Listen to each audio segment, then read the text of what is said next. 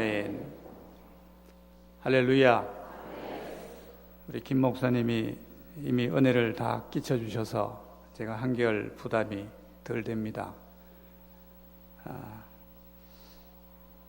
제가 한국에 가끔 옵니다마는, 몇 년에 한 번씩 그렇게 옵니다마는, 올 때마다 우리 목사님이 늘 환대해 주시고, 호주에서는 제가 조금밖에 그렇게 대접을 못 해드렸는데, 한국에 제가 왔을 때는 한 10배, 20배, 100배로 그렇게 다시 대받는 것 같아서 늘 감사하고, 또 우리 일심교회도 이렇게 또 제가 이렇게 설교할 수 있도록 여러분들이 이렇게 허락해 주시고, 모든 부분에 대해서 정말 감사를 드립니다. 하나님께도 영광을 돌립니다. 근데 제가 한국 와서 이렇게 가끔 뉴스를 보면 조금 이제 사회적으로 마음 아픈 그런 어떤 뉴스들도 이제 있어요. 최근에 제가 어디서 보니까, 신문을 보니까 자기 친구를, 여자친구를 자기에 대해서 나쁜 험담을 하고 다닌다고 그래가지고 그렇게 때려서 죽게 만드는 그런 일이, 그런 사건이 있었던 것을 제가 뉴스를 통해서 봤습니다. 정말 가슴이 아팠어요. 자기가 친한 친구인데, 물론 이제 뭐 좋은 말만 하고 다니면 더 좋겠지만, 그런 어떤 그렇게까지 사람을 상하게 하고 그 생명을, 소중한 생명을 빼앗는 그런 일이 있으면 참 너무나 마음이 아프다 하는 생각을 했습니다. 이처럼 세상에는 뭐 한국에도 그렇고 우리나라도 그렇고 또 제가 사는 호주도 그렇고, 여러분 호주는 다 좋은 것만 있다고 생각하실지 모르겠지만 역시 거기도 사람 사는 곳이라 때때로는 그렇게 안타까운 그런 일들이 생기거든요. 어느 곳이나 똑같습니다. 사람 사는 세상은 마음 아픈 이야기들, 상하게 하는 이야기들, 또 생명을 빼앗는 일들, 그런 일들이 간혹 있기 때문에 우리의 마음을 아프게 합니다. 그래서 그런 의미로 보면 이 세상에는 두 종류의 사람이 있는 것 같아요. 한 종류는 사람을 다치게 하고 상하게 하고 생명을 빼앗는, 심지어 그런 사람이 있는가 하면, 또 한 종류는 그렇게 다치고 상하고 아픈 사람들을 회복시켜주는 사람, 우리 주님처럼 그런 사람들이 이 세상에는 두 종류로 그렇게 살아가는 것을 우리가 알 수가 있습니다. 오늘 본문의 말씀은 우리가 자주 접하지는 않는 그런 말씀입니다만은, 느헤미야라고 하는 구약 성경의 아주 훌륭한 그런 인물의 이야기입니다. 느헤미야는 이스라엘의 회복을 위해서, 무너진 이스라엘의 회복을 위해서 쓰임받았던 하나님의 아주 귀한 도구였습니다. 그는 무너진 예루살렘 성벽을 재건한 사람이었고, 낙심한 이스라엘 백성들, 나라를 빼앗기고 나라의 주권을 빼앗기고 낙심해 있던 이스라엘 백성들을 새로운 용기로, 새로운 어떤 희망으로 일어날 수 있도록 큰 힘을 준 사람이었습니다. 오늘 우리에게도, 우리나라에도, 또 제가 사는 호주에도, 이 세상 전 세계 어느 나라에도 이런 사람이 필요하다고 믿습니다. 그래서 오늘 이 시대의 교회의 회복을 위해서, 특별히 또 건강한 교회로 우리 모든 교회들이 나아가기 위해서 이런 느헤미야 같은 마음, 그런 중심을 다 가지고 피착 안에 크고 작은 상처들을 안고 있는 우리 모든 사람들이 서로서로 치유해주며 또 회복과 화합의 도구로 쓰임받을 수 있을 때에 하나님의 선한 도구로 쓰임받게 될 줄로 믿습니다. 느헤미야는 주전 5세기경에 유대가, 이스라엘이 페르시아 제국의 포로가 되었을 때에 그 나라의 왕의 신임을 얻어서 왕의 술 맡은 관원이 되어 있었습니다. 관료가 되어 있었다는 얘기죠. 다른 나라의 포로로 잡혀가서 그 나라의 공직이 아주 높은 자리에 올라갈 수 있었다는 것은 이 사람이 아주 훌륭한 인격과 훌륭한 어떤 재능을 가지고 있었다는 것을 증명해 주는 그런 일입니다. 느헤미야서 본문 1장 1절로 2절 우리가 읽었는데요. 그 말씀에 보면 이 느헤미야가 어느 날 궁전 밖에서 예루살렘에서, 그러니까 자기 동족이죠. 자기 이스라엘 동족인데 자신과 또 어떤 부류는 지금 페르시아로 포로로 잡혀왔고 아직 그 이스라엘 땅에, 주권을 빼앗긴 이스라엘 땅에 남아있는 그 동족 중에서 이 페르시아로 온 여행객을 만나게 되는데, 지금 자기 조국에 남아있는, 포로로 잡혀오지 않은 그 땅에 남아있는 동족들의 형편을 묻고 있습니다. 지금 그들이 어떻게 살고 있느냐, 그들이 지금 어떤 형편에 있는지를 그들을 통해서 듣게 되는 거죠. 자신은 지금 다른 나라로 이민을 와서 포로로 잡혀왔지만, 그렇게 살아가고 있지만은 정부의 관료가 되어서 잘 살고 있는데 지금 그 땅에 남아있는 사람들은 어떤지 그걸 지금 궁금해하는 겁니다. 느헤미야는 본문 말씀 이 내용을 통해서 우리가 알 수 있는 그의 마음은 무엇보다도 다른 사람들의 일에 관심을 아주 많이 갖고 있다는 것을 깨닫게 돼요. 내가 아닌 타인에 대한 관심, 그것이 아주 중요한 주님을 닮는 마음입니다. 자기 형편은 괜찮았을 거예요. 아마 공직에 있었고 왕의 신임을 얻고 있었으니까 자신은 뭐 별 어려움 없이 살 수 있었을 겁니다. 그런데 다른 사람의 삶에 관심을 가지고 돌아보는 그런 마음을 가지고 있는 느헤미야인 것을 우리가 알게 됩니다. 남이야 어떻든 나만 잘 살면 되지, 그런 마음으로 사는 사람은 너무 이기적이잖아요. 오늘 이 시대가 바로 그런 마음들 때문에 바로 이런 어려운 문제들이 많이 생기는 것입니다. 그리고 나만 잘 살면 되지라는 마음의 자세는요, 예수님의 마음이 아니에요. 우리 주님은 그런 마음을 가지지 않으셨습니다. 제가 사는 호주에 우리나라 사람들도 지금 많이 와서 살고 있지만 온 세계 한 200여 개 나라에서 많은 사람들이 이민을 와서 살고 있습니다. 근데 그 중에 우리 한국 사람이면서 중국에서 태어난 소위 말하는 조선족 동포들도 많이 와 있어요. 그분들이 교회에 와서 함께 신앙생활을 하는 경우도 있는데, 그 중에 어떤 분은 우리 교회에 오신 분 중에 한 분의 이야기입니다. 근데 그분들은 사실 중국이라고 하는 나라에서 정상적인 그런 절차를 밟아서 호주에 관광으로도 오기가 힘이 듭니다. 돈을 아주 많이 정부에다가 공탁금을 걸어놔야지만 외국에 해외 여행을 할 수 있고 또 호주에 올 수가 있어서 많은 분들이 그냥 자기 신분이 아닌 우리 한국 사람이 여권을 돈을 주고 사든지 몰래 이제 그런 것들을 좀 이렇게 자기 것인 것처럼 해서 그렇게 해서 이제 호주로 오는 거죠. 자기 신분이 없습니다. 그러다 보니까 호주에 와서 살면서도 늘 불안한 거예요. 혹시 경찰에게 붙잡히지 않을까?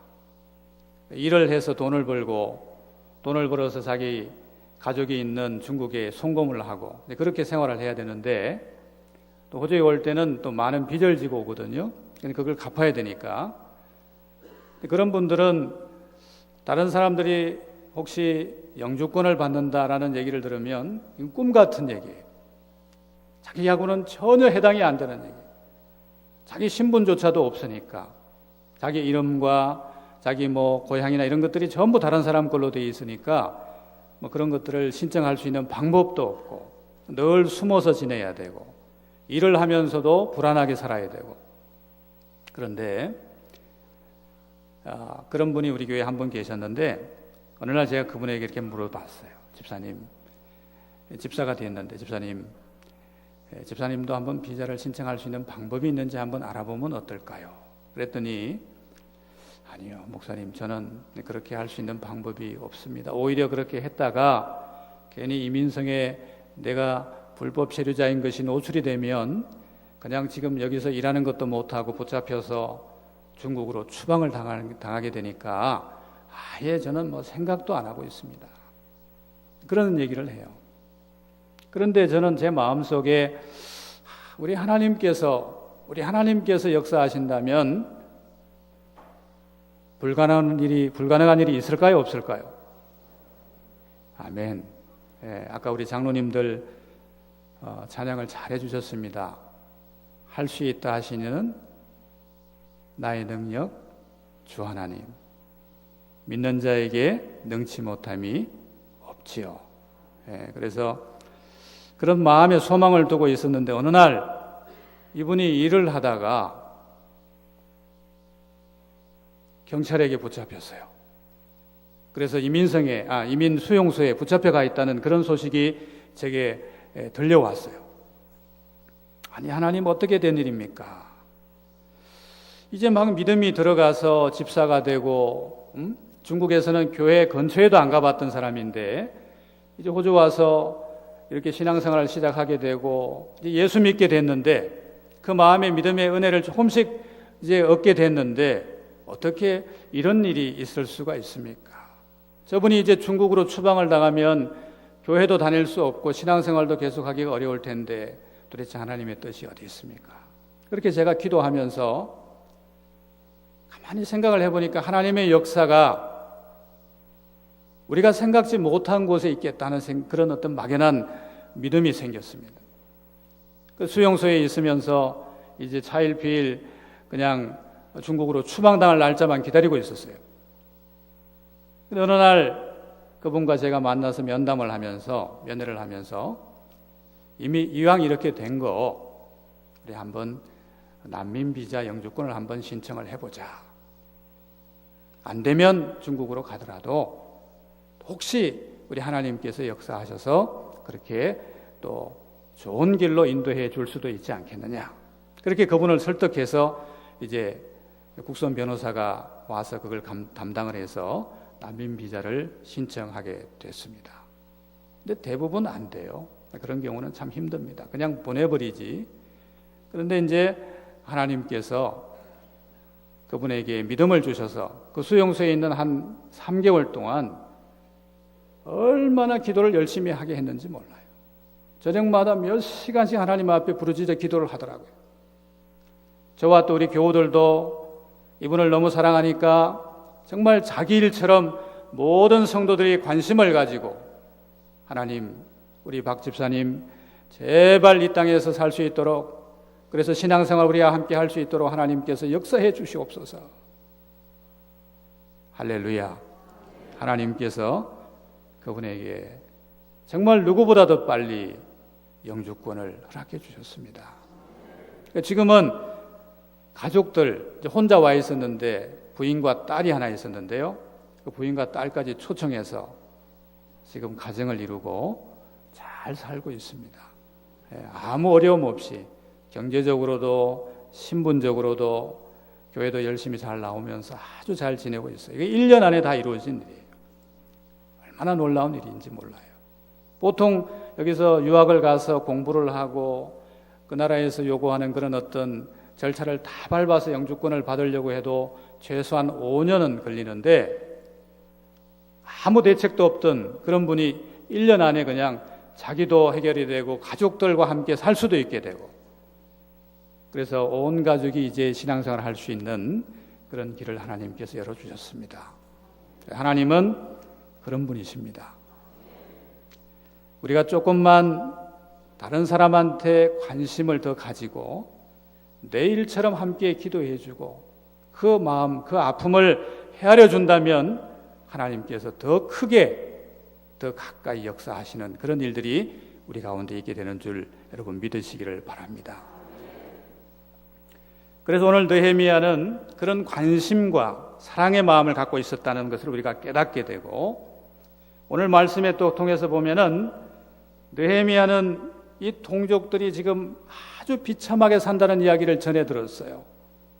자기 지금 동족들이 그 여행객한테 듣기를 사로잡힘을 면하고 남아있는 자들이 그 지방 거기에서 큰 환난을 당하고 능욕을 받으며 예루살렘 성은 허물어지고 성문들은 다 불탔다. 너무 비참한 일이에요. 온 성읍이 다 무너지고 그 가운데 살아가는 사람들은 너무나 고통스럽게 산다는 이야기를 들은 거예요.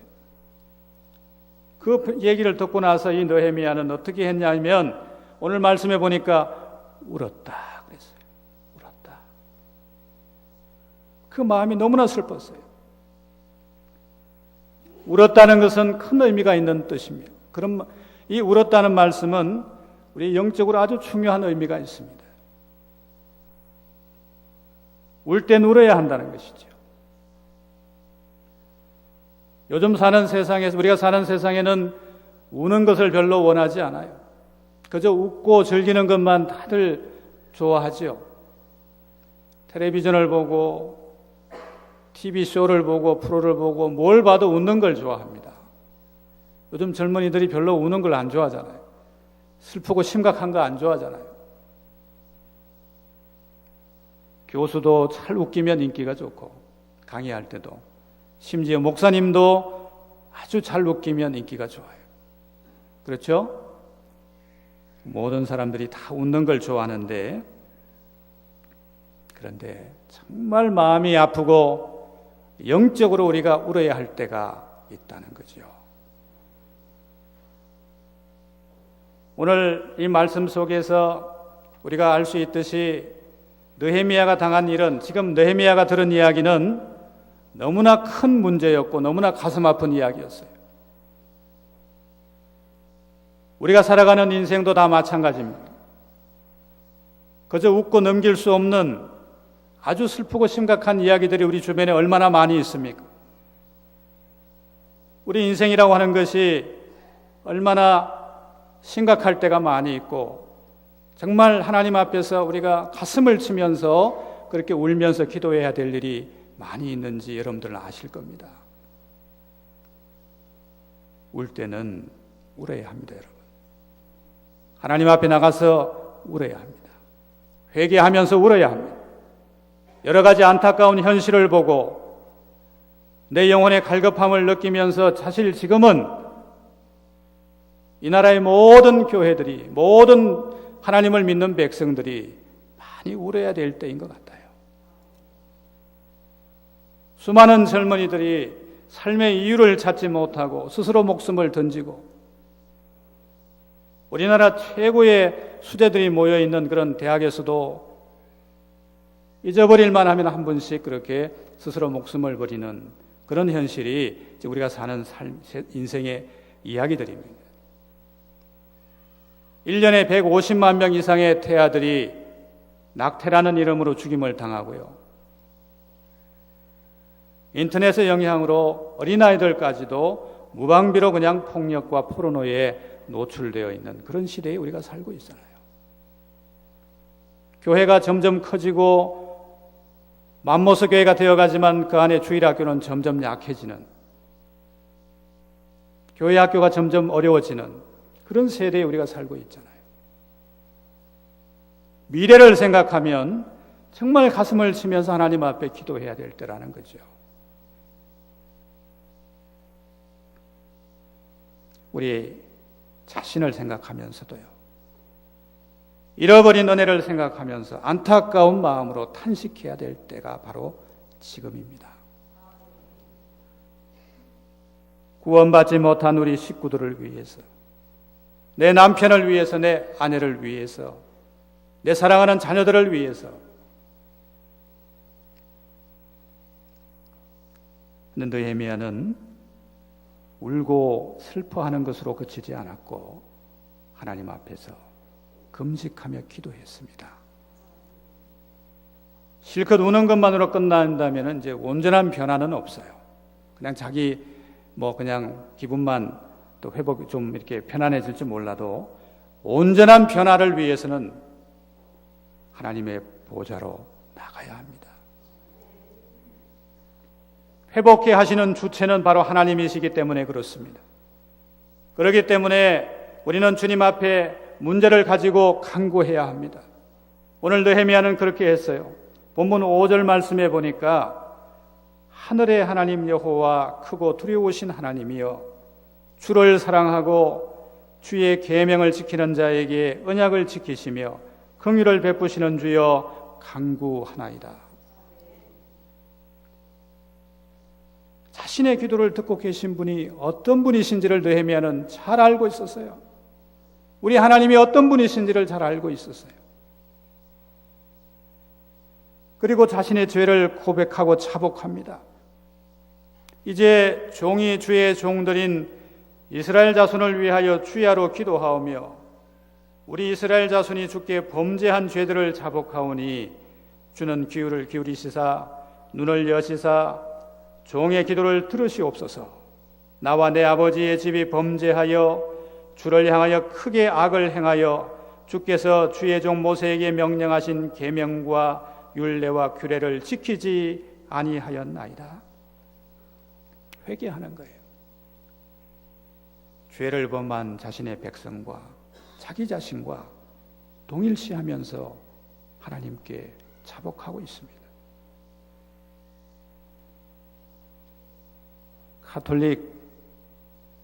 물론 가톨릭을 제가 그렇게 따르거나 그 교리를 신임하는 건 아닙니다만은 그 가톨릭 학교, 우리 가톨릭 학교들이 많지 않습니까?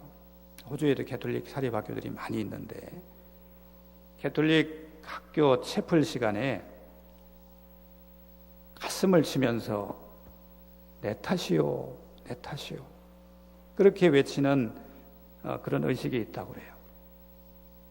예배 드릴 때 우리는 이제 그런 의식은 행하지 않더라도 우리는 개신교니까 그래도 그 정신은 우리가 본받아야 될 줄 믿습니다.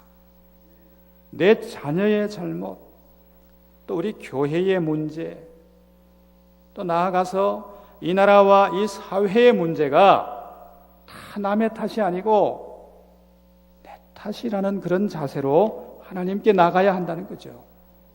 오늘 느헤미야는 바로 그런 자세를 우리에게 보여주었습니다. 나만 의롭다는 태도는 우리 하나님을 근심하게 만들 뿐이에요. 설교를 들어도 은혜되는 말씀을 목사님 말씀으로부터 들으면 김 집사가 들어야 되는데 오늘 안 나왔어. 박 권사가 들어야 되는데 오늘 빠졌네. 여러분 그런 생각하지 마십시오. 내가 들어야 되는 거예요. 내가. 그리고 느헤미야는 하나님의 약속의 말씀을 믿고 하나님은 자기를 부인하실 수 없는 분이심을 확신했습니다. 여러분 하나님은 우리가 기도하면 우리를 거절하실 수 없는 분이십니다. 그만큼 우리를 사랑하시는 분이십니다. 그리고 구체적인 기도를 하나님 앞에 드립니다. 기도는 구체적이어야 하죠. 주여 구하오니 귀를 기울이사 종의 기도와 주의 이름을 경외하기를 기뻐하는 종들의 기도를 들으시고 오늘 종이 형통하여 이 사람들 앞에서 은혜를 입게 하옵소서. 아멘. 주님, 성벽을 재건하고 무너진 이스라엘 성벽을 재건하고 이스라엘을 회복하려면 누군가가 가서 일을 해야 하는데 제가 이 종이 이 사람 즉 지금 자기가 섬기고 있는 페르시아 왕이에요. 아닥사스다 왕. 그 왕의 은혜를 입어서 갈 수 있게 해 주시옵소서. 그렇게 기도하는 겁니다. 하나님, 내가 가서 그 일을 할 수 있도록 이 왕이 나를 좀 나와줄 수 있도록 풀어줘서 허락하게 해달라고 그렇게 기도하는 겁니다. 이스라엘의 회복은 작게 보면 내 심령의 회복입니다. 하나님의 나라의 회복을 뜻합니다. 우리 가정의 회복을 뜻하고요. 우리 교회의 회복을 뜻합니다. 자원하는 마음 얼마나 중요한지 몰라요. 특히 하나님의 공동체 교회에서는 누가 먼저랄 것도 없이 모든 성도들, 모든 재직들이 서로 그냥 자원하는 마음으로 어떤 구전일이든지 간에 내가 먼저 하겠다고 나선다면 그 교회는 하나님 기뻐하시고 부흥하는 교회가 될 줄로 믿습니다. 하나님의 사역지는 어디든 그래요. 우리 일심교회는 훌륭한 목사님, 우리 김경희 목사님, 또 우리 김교문 목사님 잘 목회하시고 우리 성도님들이 기도 많이 하셔서 많이 부흥이 돼서 정말 마음이 제가 올 때마다 기쁘고 정말 하나님 앞에 감사를 드립니다. 이제 해외에 있는 교회들은 조금 어려워요. 아무래도 이제 이 선교지나 이민교회들은 여러 가지 사정이 또 열악하기도 하고 그래서 교회가 규모적으로 좀 적기 때문에 일을 하는 데 있어서 한 사람이 한 3가지 이렇게 이상씩 해야만 교회가 이렇게 체계적으로 또 이렇게 잘 운영이 되고 교회가 이렇게 서나갈 수가 있습니다. 그러니까 참 일하는 입장에서 보면 힘들죠. 뭐 교회 오면 안내하다가 또 주방에 점심 준비하러 뛰어갔다가 찬양 준비해서 찬양하려고 하고 막 이렇게 참 여러 가지 일들을 해야 되는 그런 저희 교회 생각이 나서 지금 한 3주 제가 안 갔더니 우리 교회 오늘 생각이 지금 많이 나는데 정말 그런 어려운 문제들이 교회의 현실입니다. 그런데 다 자원하는 마음으로 하려고 하면 교회가 은혜로워요. 아무리 힘들어도. 몇 년 전에 목사님들 수련회가 있어서 같이 갔었는데요.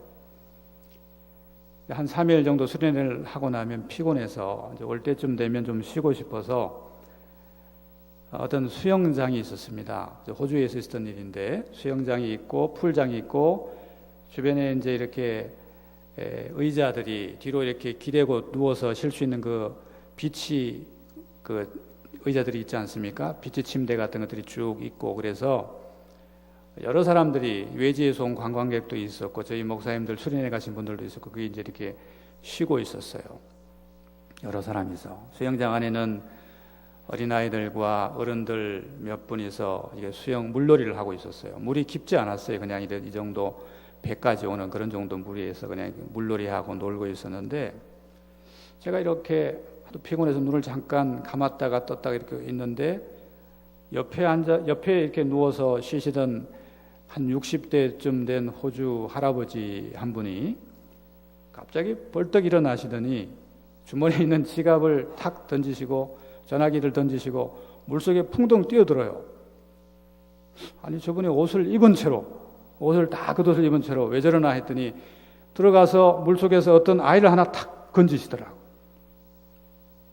사람이 여럿이 있었는데 물도 깊지 않았고 막 자기들 노느라고 이렇게 그렇게 정신이 없다 보니까 어떤 아이가 한 7살쯤 된 여자아이가 그 물에서 이제 놀다가 식구들은 저만치 있고 이 요만큼 목까지 오니까 그냥 놀고 있었는데 수영장 안에 이렇게 턱이 져 있었나 봐요. 좀 더 깊은 쪽에 있었나 봐요. 발을 깊은 쪽에 디뎌가지고 이렇게 쏙 들어간 거예요. 키만큼. 그래가지고 들어갔다 나왔다 하니까 그게 이제 노는 건지 아니면 저 아이가 지금 공경에 처한 건지 다른 사람들은 다 못 봤는데 옆에 있는 웬 할아버지 한 분이 그걸 본 거예요.